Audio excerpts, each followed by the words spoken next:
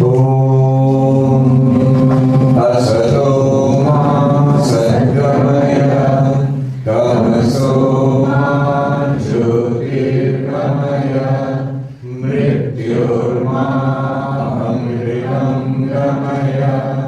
Om Shanti Shanti Shanti.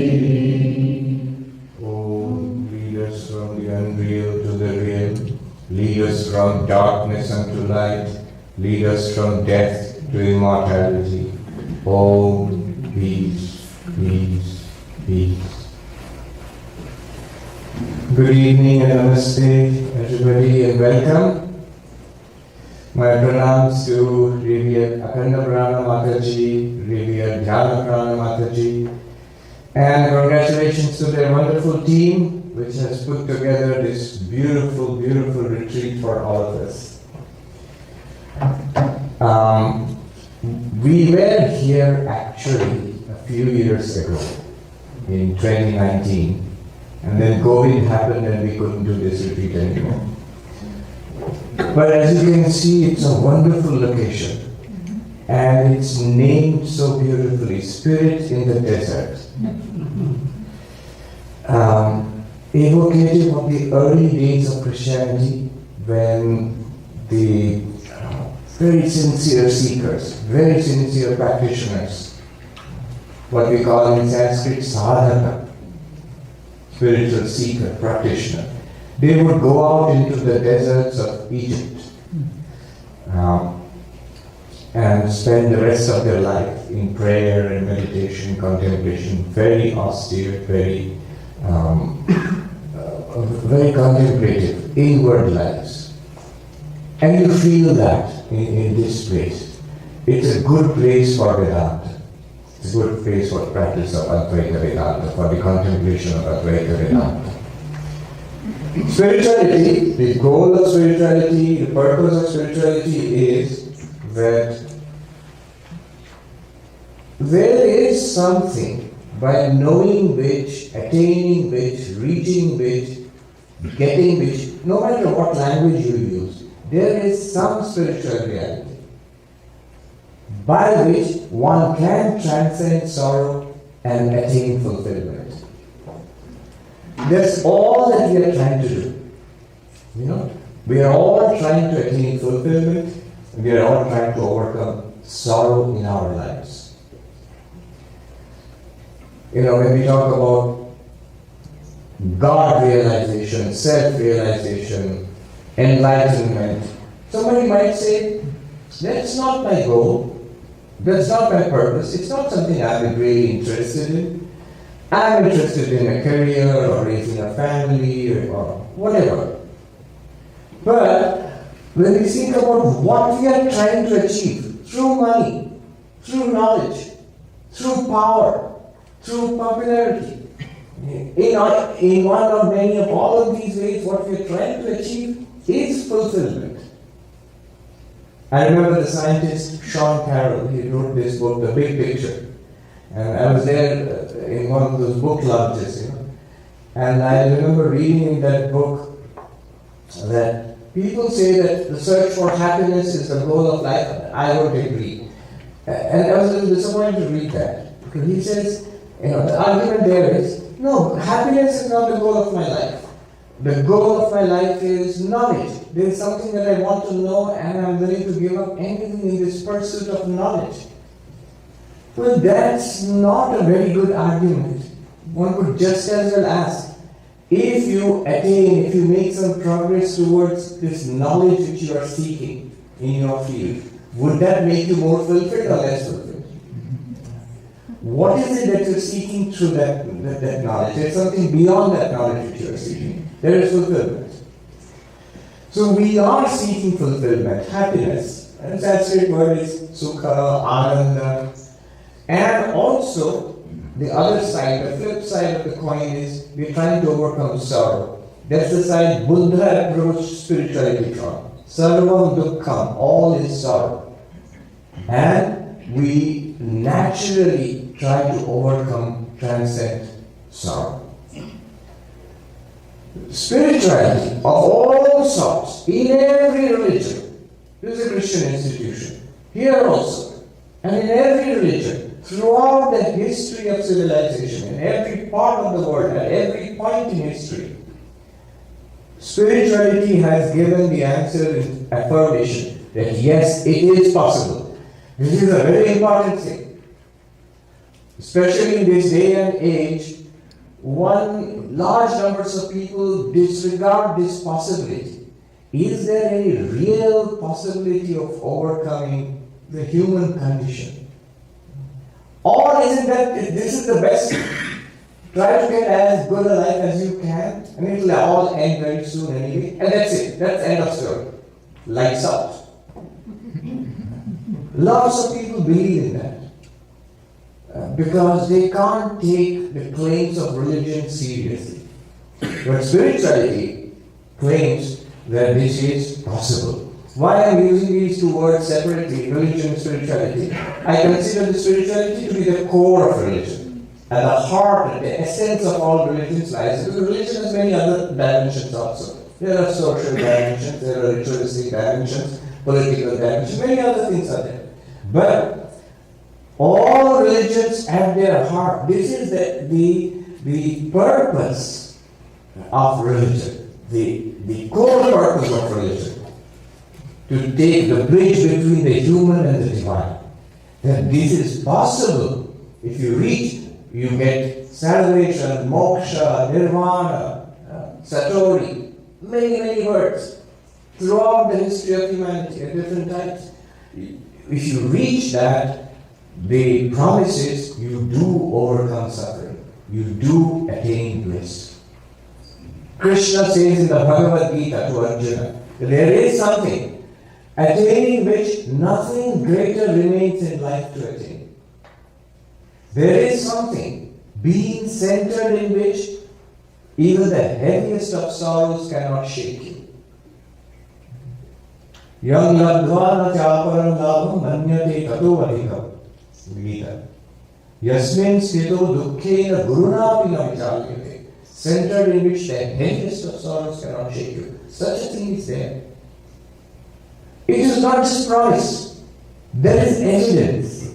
The evidence is the lives of enlightened people, masters whom we consider saints, spiritual masters, in every religion, in every spiritual tradition. And their lives are the evidence that this is true. This is possible. Especially in our day and age, in the last 150 years, one of the most blazing examples was Sri Ramakrishna. I come across again and again people, not only in our own spiritual tradition, but in other spiritual traditions also, who were inspired, who were encouraged, strengthened in their spiritual quest by reading the story of Ramakrishna. It's such a, Christopher Risher would call it a phenomenon. Such a phenomenon was there in our own time. There are photographs of it. There are accounts by innumerable people of a person who was God intoxicated, for whom the greatest reality was God. And that is a promise to all of us that we can all do that. The goal of life, Vedanta states that the goal of life is enlightenment. Not just for a few monks, not just for a few saints, for every one of us. Whether we know it or not, whether we are pursuing this or not, whatever we are doing in life, we are moving towards that goal. Sri Aurobindo said, life itself is yoga. Life itself is yoga. Do it knowingly, you call yourself a spiritual seeker. You sign up for a spiritual retreat and come to the spirit of the desert. You're a spiritual seeker. We are spiritual seekers. We are spiritual practitioners. All of us are. Those who say, I don't believe that stuff. I believe in money and science and pleasure and power, and I want to change society or discover new things. All very good things. And I don't believe in all the spiritual stuff. They are unknowingly yogis. Why unknowingly? They will do if they sincerely pursue whatever they are pursuing. They'll get a certain amount of wisdom, a certain amount of understanding. And then come to spiritual life. Right? So, spirituality. Swami Vivekananda in this country, when he would talk about, introduce Vedanta, he would quote from the Upanishads and he would listen, ye children of immortal bliss, even the gods who dwell in higher spheres.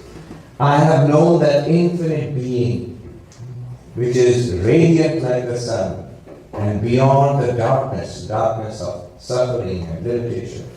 By knowing that alone, one goes beyond death. There is no other way. I think this sort of sums up the whole agenda and purpose and claims of spirituality. In Sanskrit, Shrinvantu Vishve Yamitasya Putra, listen ye children of immortal bliss. Aye Ramani Vidyani Tastu. If the gods are there in heaven, you also listen, because what I'm going to say is a secret not known even to the gods in heaven. The gods in small g, Devatas. Vedaham Purusham Mahantam. I have realized that infinite being. What kind of infinite being? Blazing forth with light. Aditya Varna. Not this material light, the light of consciousness. Tamasat Parasta. Beyond darkness, beyond the darkness of limitation, beyond the darkness of this eternal cycle, this seemingly endless cycle of life and death, beyond the darkness of sorrow and separation and misery and struggle, there is a further shore beyond the ocean of samsara. It is there. Tameva viditva, by knowing that. Eva, the word Eva is crucial. Knowing that alone, one goes beyond darkness. Ati mrityumeti, one transcends death. And all the host of sufferings and sorrows associated with eternal change and continuous slipping away from our hands. It's slipping away. In Sanskrit, this is called samsara. The world and its people and its possessions and its achievements and its experiences are continuously, moment to moment, slipping away from us. And we try to desperately grab onto people, to popularity, to youth and beauty and strength and health and knowledge and power and position. We try to grab onto that. And we are all slipping away of it. Samsara. This is samsara. And therefore we suffer. We suffer. So this continuous slipping away, there is an end to it. There is a further shore. In Hinduism, in Vedanta, the state of samsara is compared to a huge ocean. Bhavasagar. Bhavasagar means the ocean of becoming, a very profound philosophical way of putting it. The ocean of becoming, Bhavasagar. And there is a further shore to it. Coming, but how do you cross this ocean? By knowing that infinite reality. Tam eva viditva, by knowing that infinite reality. One crosses the ocean of death. One attains to immortality. In whichever way you understand it. Transcending death. Every religion promises that. Every religion. That there is something beyond life and death. And there is no other way. Nanya Pantha Vidya. I remember this beautiful song by a Bengali poet, spiritual seeker poet, where he says, I have come to the shores of this ocean and blinded by the dust of the road of my travels, the path of my travels. I traveled through life, maybe lifetimes, and I come to the shore. And will I, oh my Lord, will I come, having come here, will I be told that the ferry service is stopped? The boat is not going across anymore. It's too late. Will I be told that it was all false? that it's not true, God doesn't exist, there is no solution to the problem of sorrow and death and suffering? Will I have to hear this? Or is it true? Is it true? The heart wants it to be true. Vedanta is this path to immortality, path beyond sorrow. There are different ways of doing it. There are multiple religions, multiple paths. We are going to be talking about one of them. Today, tomorrow, day after, until Tuesday morning. We're going to be talking and practicing, trying to understand one of these paths. This is the path of knowledge, the path of non-dual Vedanta, Advaita Vedanta. How do you realize God? How do you realize the true nature of the self? How do you realize that ultimate reality? There are different formats. Vedanta, the path of knowledge, is a particular format. In order to know what one thing is, it's often useful to distinguish it from what it is not. So, quick word about what Vedanta, Advaita Vedanta is not. One way of being spiritual is belief, faith. And remember, when I'm setting it aside, I'm not saying that they are not true. They are true, they are valid, they are beautiful, valid, and they work. But we're going to do one of them in the next few days. So one must understand precisely what is it that we are talking about. So one way of being spiritual is faith, is belief. God exists, God can save us. Faith in God, belief in God, worship of God, love of God. And how will we be saved from our present human condition? How will we attain fulfillment? How will we go beyond sorrow? By the grace of God. So the onus is on God. One of the great devotees in India, in the devotional tradition, he sings to God that, "O Lord, I have heard that you test your devotees. You test those who seek you. You put them through tests. And if they pass, then only they get God realization, they get you. But in my case, that won't do. I will test you. I will test you because I am such a hopeless case. Don't waste your time trying to test me. I will test you. Can you take me, somebody as hopeless as me, and save me? Take me beyond samsara. Make me spiritual. Give me God realization." So that's the path of devotion. That's a wonderful, beautiful, beautiful path. One day we must do a retreat on that path. Focusing on that. But the problem with that is, somebody might say that, "Yeah, but I really don't believe all that stuff." And if you don't believe, then the path of devotion will not start for you. You cannot start on the path of devotion by quoting Richard Dawkins and Christopher Hitchens and Sam Harris. I want to be spiritual on this path, but let me put my cards on the table. I am a strict atheist. Whatever you say, I'll say, "No, I don't believe it." Then it will not start for you. This will not work for you. We live in a world of lot of skepticism. Somebody said that the world that we live in, there have never been so many non-believers ever in the history of humanity. And not only non-believers, not only agnostics and atheists. The more it seems, the more wealthy and educated and smart you are, the less likely you are to believe in God. Richard Dawkins himself points out, somebody asked him, "You talk about atheism, but only a tiny fraction of the world's population is atheist." And he says, "Yes, that's true. Tiny fraction of the world's population. But if you he gave an example of a poll that was taken of Nobel Prize winners, Nobel laureates. And 80 to 90% of them were either agnostics or atheists. And then he says, what's the implication? The smarter you are, the less likely you are to believe in God. So there is this challenge, the death of God.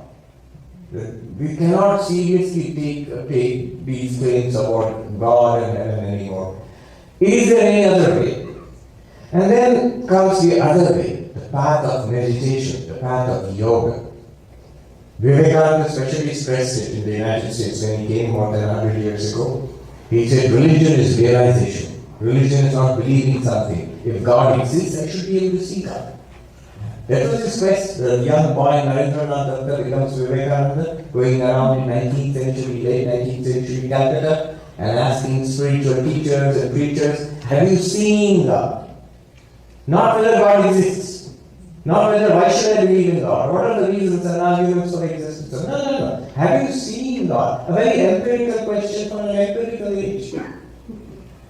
And the path of yoga, and it is, I'm just using the word yoga, but it is there in all the mystical traditions of India. And at the heart of all mystical traditions in all religions of the world. That path of meditation, of direct realization.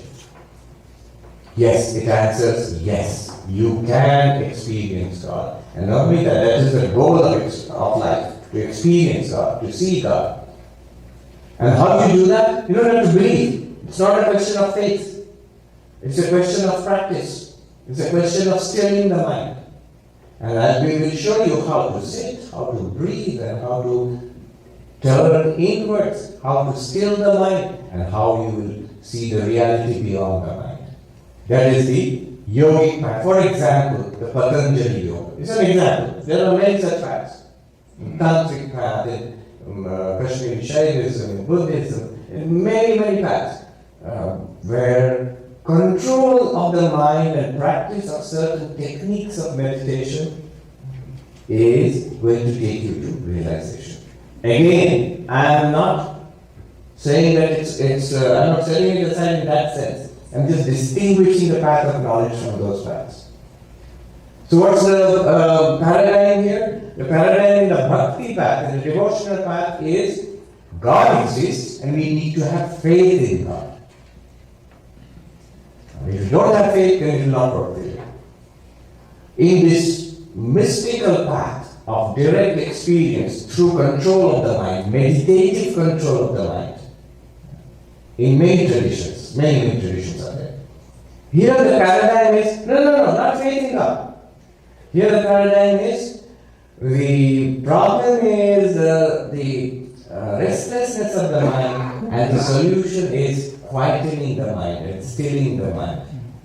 In that still and absorbed mind, the truth shines forth.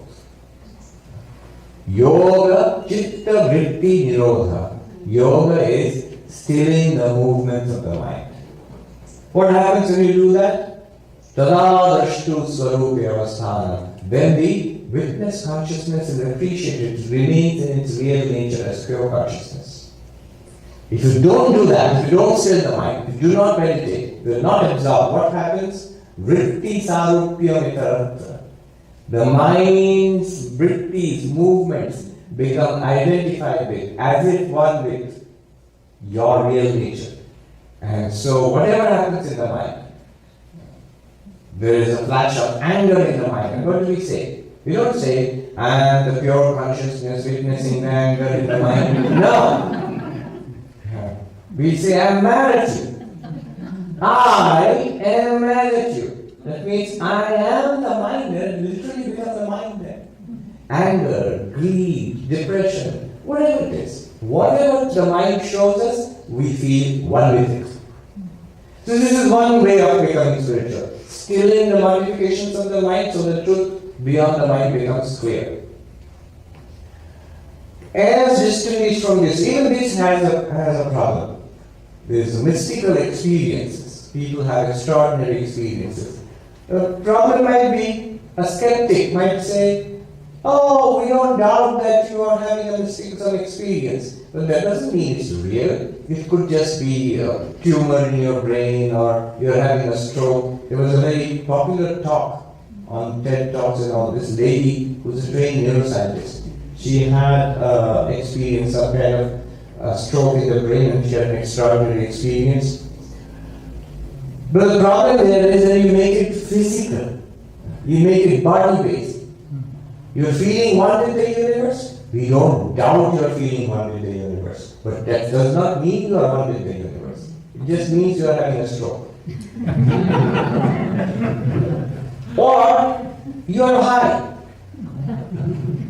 I often joke in Manhattan, in Central Park, there are a lot of people having spiritual experiences. But there is high. They are on some kind of drug, or the old argument, old accusation against mystics throughout history, in every religion of the world. What happens when somebody says, I am experiencing God? What's the first reaction of people? You're mad. What did people say to Sri Ramakrishna? You're crazy. It's the crazy Brahmin priest of Dakshineshwar. You're mad. People don't take it seriously. Now, as against these paths, different from these paths, alike to them but different from them, is a path of knowledge. I want to distinguish what we're going to do tomorrow and the day after. We are not being asked to believe in anything here. We talk about Atman, Brahman, pure consciousness, but not belief. This is a path of what one might call experiential knowledge. It's a path of knowledge, but the moment you say it's a path of knowledge, the problem with us is we know what knowledge is. It's what we got in school and college. Not that kind. It's not just reading a book, taking down some notes, and then filing it out for future reference. Not like that. Rather, that knowledge directly connected to our lived experience. Experiential knowledge. We might not call it experience, but just pure experience by itself, without the knowledge, also won't work. Why? We'll see a little later. Tomorrow itself we'll see. The ultimate reality which Vedanta speaks about, Atman, Brahman, whatever it is already being experienced. It doesn't do us any good. It's already here. So we have to be introduced to it. That knowledge which introduces us to an already existing reality. So that knowledge, that's jnana. I'll make a point here. There's one kind of knowledge which will tell you, say for example, you're told about spirit in the desert. And you go to the website and visit it and you see the brochure and see. That's one kind of knowledge. You have information. We have information. But until we actually come here, we can't claim I'm experiencing it. I have information. So that's one kind of knowledge. And that, mostly it's like that. And that happens in spiritual life also. We read about God, heaven, Narayana, Vaikuntha, devotion to God, and then you have a vision of God, one day you go to heaven. All of that is theoretical at present for us. One day we might. So there is knowledge, but the experience is still far away. Even yogic techniques. So you read books and you attend classes, but none of that is going to do us any good until we actually practice it and get those experiences which are promised. Until those experiences we get those experiences. Till that time, even the yogic practice is a matter of a lot of knowledge which we are trying to make it experiential. But Vedanta is not like that. Jnana Yoga is not like that. Jnana Yoga is the path of knowledge, is about an already existing reality which will be pointed out. So that when the pointing out is successful, the resulting enlightenment is immediate. Because you're talking about something right here, which was always there. And somebody put it, they have made a website out of it. Never not here. Never not here. What does Vedanta claim? Vedanta claims, yes, in common with all the other spiritual paths, that there is an ultimate reality. What is this ultimate reality according to Vedanta? We have heard it again and again. Sat Chit Ananda, existence, consciousness, bliss. It's a very dramatic claim. There is infinite being, infinite consciousness, and infinite fulfillment, limitless fulfillment. Sat Chit Ananda, existence, consciousness, being. Existence, consciousness, bliss. In fact, there is a Christian theologian, Orthodox Christian theologian, who says this is the highest teaching of all major world religions. Only it is found most clearly in the Vedanta of Hinduism. He has written a book, God as Existence, as Being, Consciousness, Bliss. Look it up, David Bentley Hart. Don't look it up now. By the way, one thing about mobile phones and all, you're free to use them, but not in a class. In a class, keep them silence and attention. Attention is very important, and it's a rare commodity in today's world. There is a phenomenon called intermittent attention. Yes, intermittent attention. In a meeting, in a classroom, it's corporate executives, teachers, everybody is reporting this. Kids and people working in offices and organizations. They're looking at their phones, and it's not that they're not listening to you, they are listening to you. But they're looking at their phones and they're listening to you. And they're again looking at the phones and they're listening to you. Their attention wanders in and out. Intermittent attention. It's very damaging, especially for spiritual life. All we have, the most precious currency of our lives is attention. What we are thinking about and how much attention we are putting to what we are thinking about. Two things. What is it that your attention is on? And how much of your attention is on that? Milton, the mind in its own place can make a heaven of hell and a hell of heaven. The mind by itself can transform hell into heaven and can transform heaven into heaven. We see such people all around. Inspiring stories of people who have come up from broken homes, poverty, struggle against so many circumstances, crushing them down, and risen to great heights in different fields of life. We come across, there have been some here also. And then we come across the opposite of kids who are born with the proverbial silver spoon in their mouth, and they ruin their lives through drugs or whatever it is. Mind, it's the crucial thing is mind. Mind by itself can make a heaven of hell and a hell of heaven. And one of the factors, not all the factors, but one of the crucial factors in the mind making heaven for itself is attention. The quality of our life, I'm quoting from Mihai, the quality of our life depends on what we attend to and how much attention we give to it.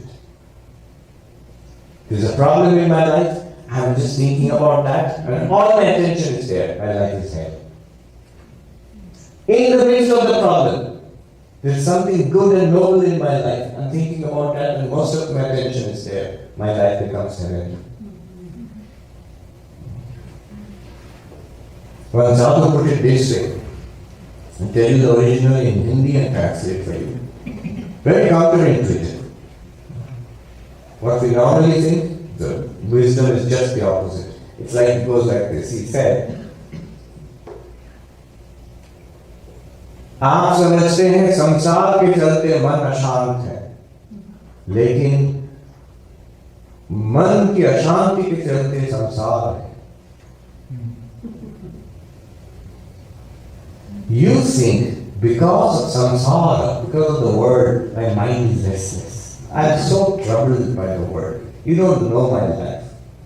It's because of life, it's because of samsara, my mind is so troubled.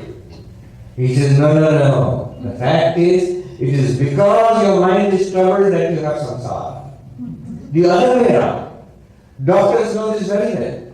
Doctors. Every doctor who has treated thousands and thousands of patients, you always come across these cases where, a minor problem and the patient is breaking down, is angry, in tears, terrible.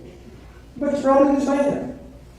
And you also come across patients who have life-threatening conditions and who react with dignity and calmness and strength, so much so that they are an inspiration to the doctors and the hospital staff.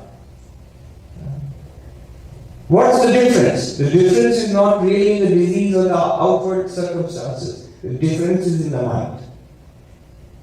One person converted a minor problem into hell. Another person's mind converted a hell into heaven, into peace. So, what we concentrate on and how much we can. So, attention is very important. Anyway, back to Satchidananda. So, David Bentley Hart wrote up that book if you are interested. The chapters, names of the chapters in the book are also Satchidananda. And the book is actually a reply to the atheists, Richard Dawkins, Christopher Hitchens, and all. It's a polemical book, David Bentley. But just consider what it means. Vedanta says the highest reality, the ultimate reality, by knowing which we go beyond sorrow, beyond suffering.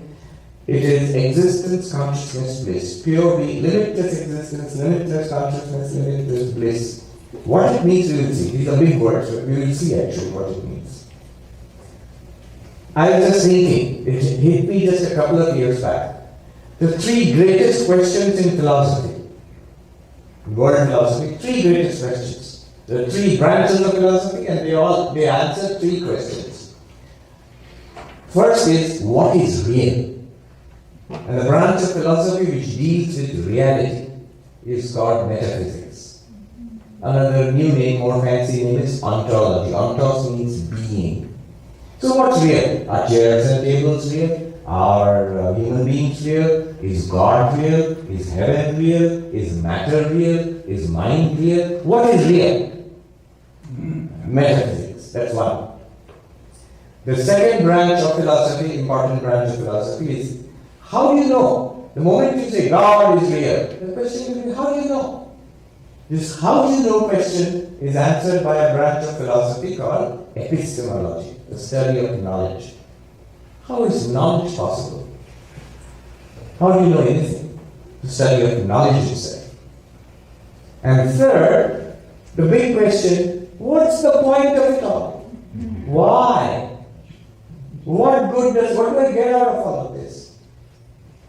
So that branch of philosophy which studies value, good and bad, beautiful and ugly, there were a number of branches of philosophy which used to do that. Aesthetics, ethics. Now they have been clubbed together into a new branch, a new name called axiology. Axiology. It's not a very popular name, but it's useful. It's an umbrella term covering many things. The study of values. So three questions. All of philosophy, the deepest, greatest questions of which we human beings have ever posed. What's real? How do you know anything? And what's the point of it all? And now look at the answer from Vedanta. Sat, Chit, Ananda. What is reality? Sat, being itself. We'll see what it means. How is any knowledge possible? Chit, consciousness. Then what's the point of life, universe? What's religion? What's the point? What will we get at the end of it? Answer, Ananda. How elegant. And Vedanta claims such a thing is there. It's not theoretical. Limitless reality, limitless consciousness, limitless fulfillment is there. It's a reality. And it goes on to claim, Vedanta, that these three are not three, they are one. There is one reality, which is limitless existence, limitless consciousness, and limitless fulfillment. Satchidananda. And it goes on to claim even more dramatically, stunning. That reality, you say, okay, suppose it's there. Where is it? When is it? Where can we find it? The answer is, it's you. Tattvamasi. The central teaching of Vedanta is you are that. Tattvamasi. You are that Satchidananda, existence, consciousness, bliss. What is Vedanta? The definition we memorized as monastic novices, students of Vedanta. Vedanta Nama Upanishad Pramana. Vedanta is the source of knowledge called Upanishads. And there is something to be understood here. It will become clearer what I said earlier. What is Vedanta? Is it a technique? No. Is it a practice? You sit like this, you close your eyes like this, you breathe like this? No. Is it a belief system? No. What is Vedanta? The word uses pramana, source of knowledge. What it means is this. How you are all there? I know that you are all here. How do I know? With the help of my eyes. This mind with the eyes open proves, reveals the existence of all of these people. Forms are revealed by the eyes. How do I know? I see. How do I see? With the help of the eyes. What is the source of visual knowledge? Visual perception. What is the source of that knowledge? Eyes. Of course, the mind plus the eyes, plus object, light, all of that. But eyes are the special cause of visual knowledge. You are hearing what I am saying. And this knowledge, you're getting knowledge of speech. What is being uttered here? That's knowledge. How do you get that knowledge? What practice do you have to do? What belief do you have to have? It's something, nothing is required. And just need my ears to be working and mind to be attentive. Then I can hear what you are saying. So the ears are the source of knowledge for auditory knowledge. Sound. Ears are the pramana, source of knowledge for sound, speech. Eyes are the pramana for the forms, visual knowledge. Mind plus eyes reveals forms. Mind plus ears reveals speech. Now my question is, mind plus what will reveal Brahman, the ultimate reality? Self, God, Atman, what? What pramana? What source of knowledge? And Vedanta claims to be that pramana. Vedanta says, I am that pramana, that source of knowledge. Mind plus me.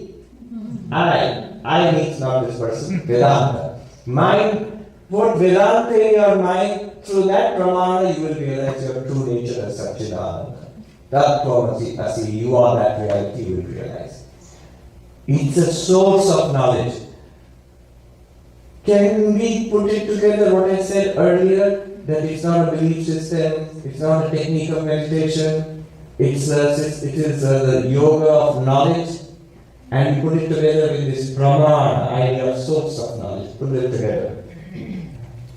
What is crucial in Vedanta is not how you sit or breathe, or not what you believe, not what rituals you perform, not even what religion you belong to or do not belong to.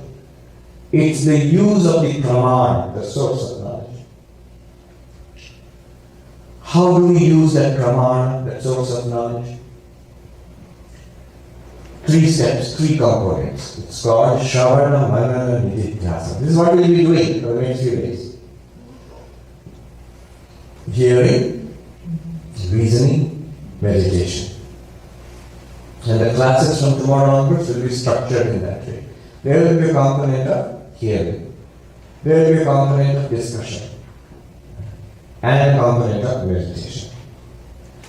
So, hearing, that's when the teaching is given.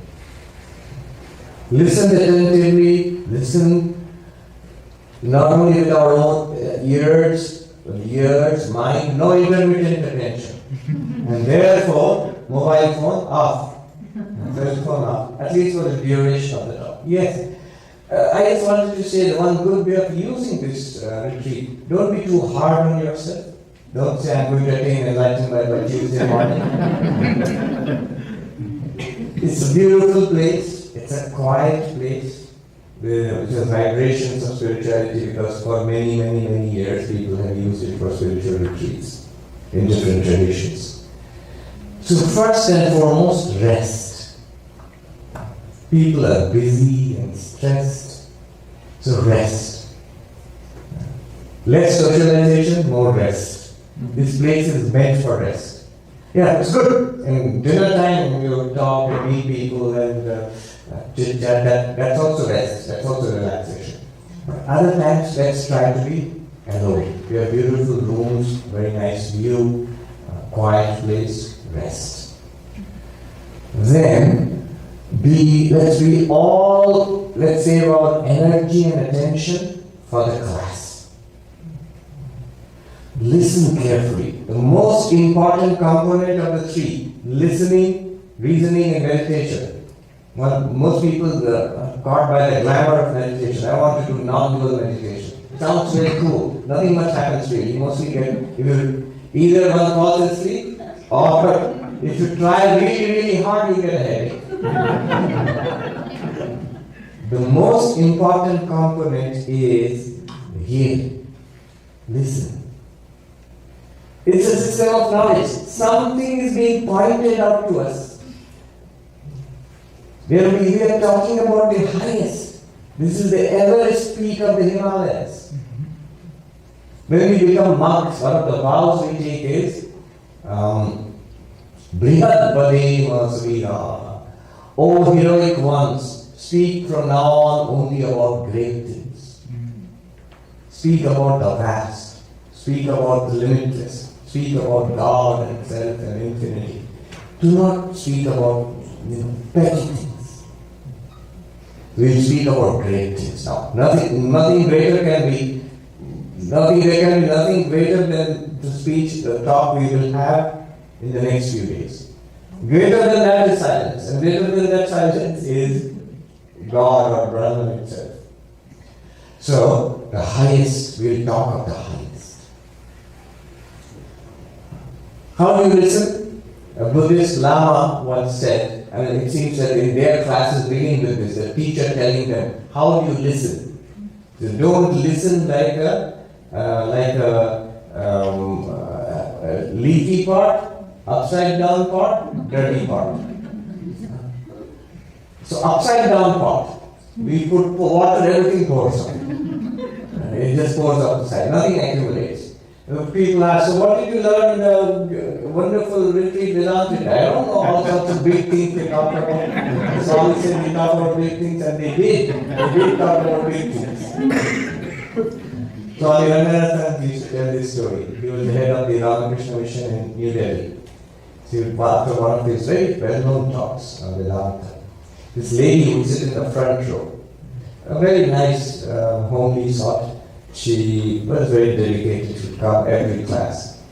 So after the class, the lady, while leaving the hall, said to Swami Sarvapriyananda, "Bahut badhiya, Swami, very good Swami, it was a really good talk." And Swami made a mistake by asking, "So what did you like in the talk?" And this lady said, "Hum kya sabke badi Vedanta ki baat? What do I know? We talk about big Vedantic things." No, that's an upside down pot. We must not be like that. We must accumulate water. It's being poured, so don't listen like upside down pot. One must be able to say afterwards, so this is what they talk about. Second, don't listen like a leaky pot. I got it, but sometimes we fill up the pot, then sometimes no water is left. It's all leaked out. We must retain. There's a dhriti, it's called dhriti, the ability to hold on. At least the essence. There's a nice phrase used in corporate America, take away. Not the take away food kind. Take away from the talk, from the conference, from the seminar, take away. Few key points. Then third is dirty pot. So the dirty pot is dirt in the pot and you put pure water in it, it will still be dirty because the dirt will pollute the water. So dirty pot is, I have come with an agenda. I know I'm right and this guy is wrong. I'm going to prove you wrong. No, don't do that. First, listen. How do I know that listening is over? When I can say, this is what they talked about, this is what the book says, we talk more about the book tomorrow. But this is what the book says, I know what the book says. Then your listening is complete. I can tell you what was said there. Listening is complete. What remains? Well, I have doubts. I can tell you what was said. Well, this is very important. Very, very, very important. Many people, we come in with our own ideas, and we go out with our own ideas. The class made no difference to us. That will not do. I must take away something. Now, there might be this question. I heard what you said, but I have many questions. I don't get this thing and that thing and that thing. Then we enter into the second phase, which is reason, questioning. And we will have some time allocated in each of the classes and at the end of the day for questioning. The questions are, if you have general questions about spiritual life, keep them for the evening session, which we'll have tomorrow and on Monday also. Then, how do you know that the reasoning phase is over? It won't be over in one retreat. The more we hear, the more we think about it, the more questions will come, and that's good. That's really good. That phase is over when you can say, at least to yourself, when you can say, I've got it, I'm convinced, I'm sold. I get it. I not only know what the teaching is, I understand it too. To the extent that every possible question, I think I have a good answer, at least to me a satisfactory answer. I have clarity now. That's second. What remains then? One might still complain, I have clarity, I've got it now, but it's not a living reality for me yet. You promised that I will transcend sorrows. I will be the greatest thing that anybody's ever got is nothing greater than this to get. I don't feel like that. I don't feel I've transcended my sorrows. I don't feel that limitless fulfillment you're talking about. So it's not a living reality yet for me. To make it a living reality, what we have heard and what we have got clarity about, we must dwell on that in meditation for a pretty prolonged time. That's called nididhyasana, non-dual meditation, special kind of meditation. Shravana, hearing. Manana, reasoning. Nididhyasana, non-dual meditation. A little bit of each, mostly Shravana we will do, and Manana and nididhyasana also. It's not something to be done and completed, being there, done that, become enlightened, didn't work. No, it is the project of our lifetimes. What we are doing here is part of our own spiritual story. So that is the most precious thing that you have got. I admit to being a little biased in favor of Advaita Vedanta, little pro-Advaita Vedanta. I really haven't come across anything as amazing as Advaita Vedanta. For sheer logic, for sheer elegance, for sheer and for the vastness of vision. Oh my God.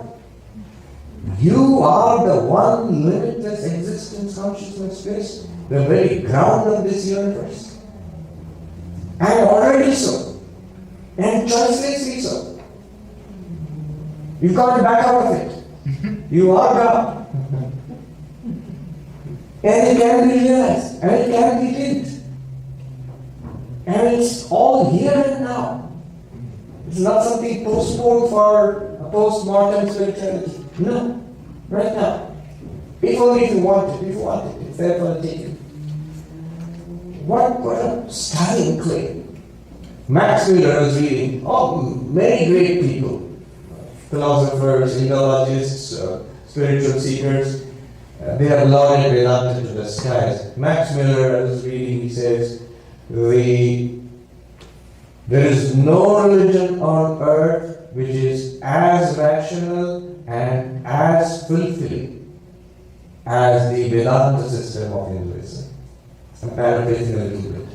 The great philosopher, Arthur Schopenhauer, who read a translation of the Upanishads from Sanskrit into Latin From Sanskrit to Persian to Latin. And he read that. The book was called Upanishad. Upanishad. And he said, I consider no study in the world as beneficial as the study of this Upanishad, except perhaps the originals. Which he never got to read, but he says these Upanishads or Upanishad, it has been the solace of my life, it will be the solace of my death. And many people, even one of the most recent ones I heard about, I was reading an article written by philosophers on self and no self. There's an article on the self, from the Vedantic perspective, self as light, as consciousness, by somebody called Wolfgang Schmidt. And I really love that article. This is a person who's got it. But who is this person? I don't know about him. And then I looked him up. Oh my God, we just missed him. He died last year. Or a year before last, I think. He was this incredible person who, at the age of 18 or 17 or 18, graduated from Harvard University with a double major, I think, in mathematics and theoretical physics. Brilliant person, a theoretical physicist, worked for NASA, I think the re-entry of space vehicles, that depends on the theoretical work that he did. And then he became a Vedantist and a Christian mystic, both together.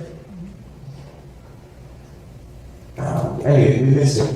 So, a whole range of people testify to the amazing nature of this teaching, the incredible nature of this teaching. I think Dr. Sarvapriyananda calls the traditional Advaita Vedanta as the fairest flower of Indian's philosophy. So this is what we are going to speak about. Shravana Manana Nididhyasana. Okay, that's as good as sales speech.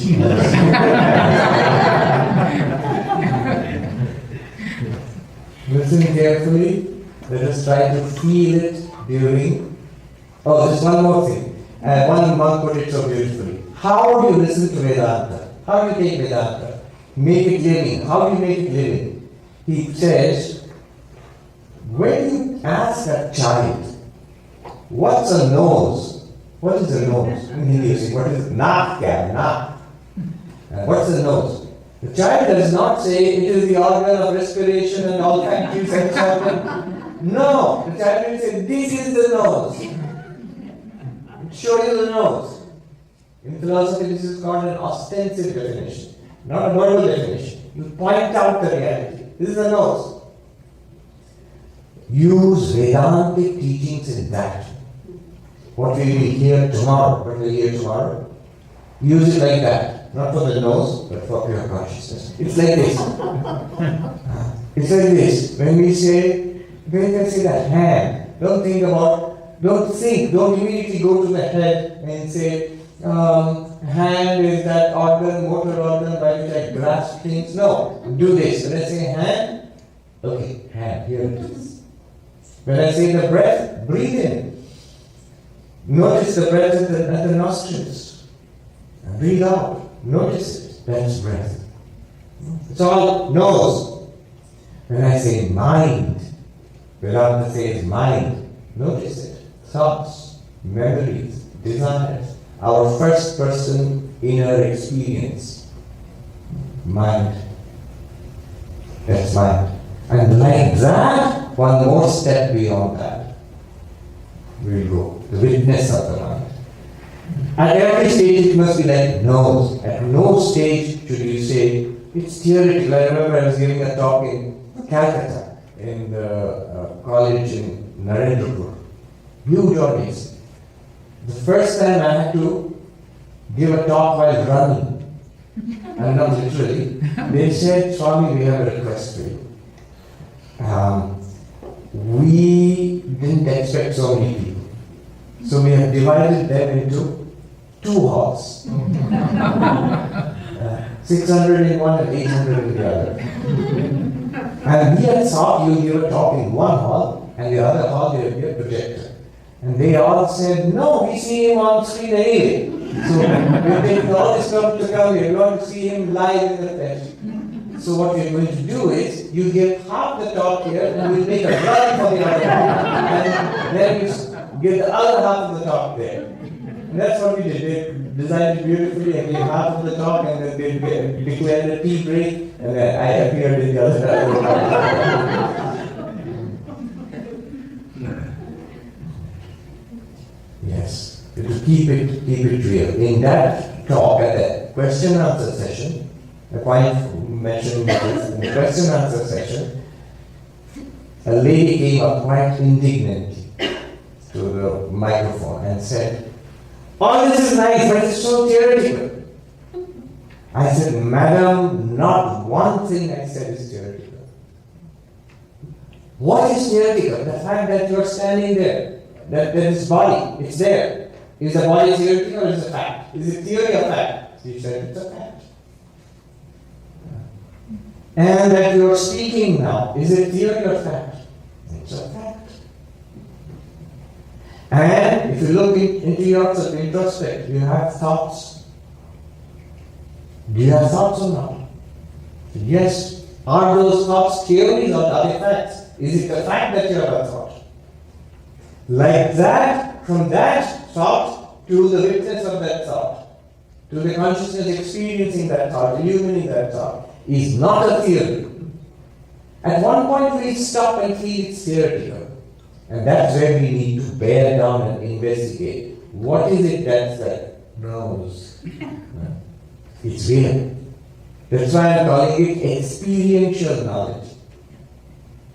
At no point will the knowledge fade out and only experience remain, or no point will the experience. If the experience fades out and only knowledge remains, it becomes theoretical, it becomes metaphysical, speculative. Philosophical speculation, one might say. It's not philosophical speculation. That's the secret to making Vedanta living, and the shortest way to enlightenment. So, we will see tomorrow. Om Shanti Shanti Shanti Hari Om Tat Sat Shri Ram Krishna Namastu.